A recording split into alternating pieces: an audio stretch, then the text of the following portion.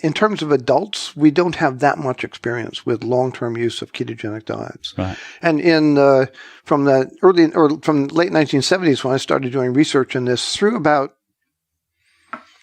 2010, so over a 30-year period of time, I did not promote a long-term ketogenic diet. Right. Because I had not proven to my satisfaction that using modern foods, that it could really be safe. Yeah. I mean, we knew the aboriginal cultures did this, but we destroyed those cultures before we studied them. Yes. I mean, we have some pretty good evidence around the Inuit, fairly good evidence in terms of the Masai, but we don't have detailed records of what, if any, plant foods they ate. It is said that among the nomadic Native Americans who lived on the buffalo and followed the buffalo, it's said that the women tended to eat gathered foods, particularly during pregnancy. And you can make, there is a need for magnesium and potassium and phosphorus, and it may be more than you get from getting enough energy from a moderate protein intake.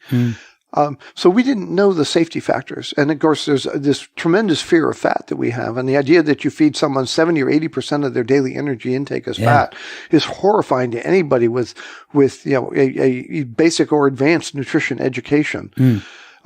And so I didn't want to advocate something we hadn't proven safe. So working with Jeff Volek from 2003 till 2010, we basically researched the fate of saturated fats that were eaten. And it turns out that when you become keto adapted, you double the body's ability to burn fat for energy. Right.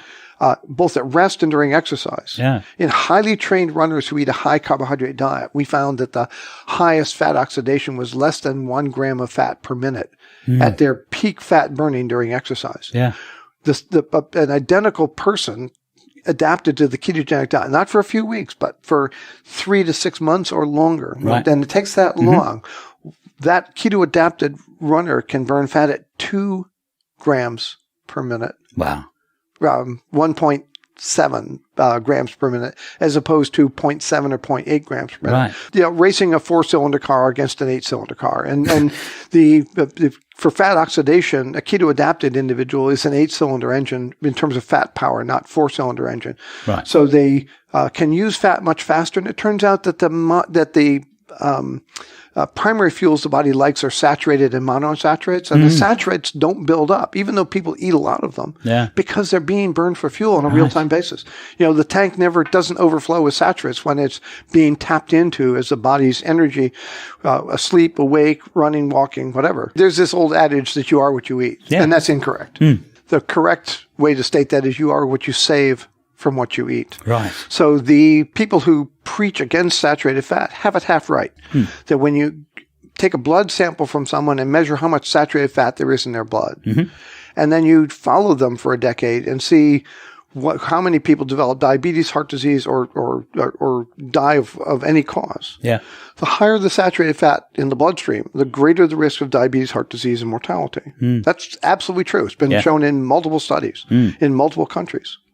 But because nutritional ketosis doubles the body's capacity for fat oxidation, it basically protects the body from that buildup. And so when we purposely feed people 3 times as much saturated fat per day on a ketogenic diet for 12 weeks versus a low-fat diet with 1/3 as much saturated fat in the diet, and we draw the blood samples, these are weight loss diets, eaten to satiety in terms of the ketogenic diet.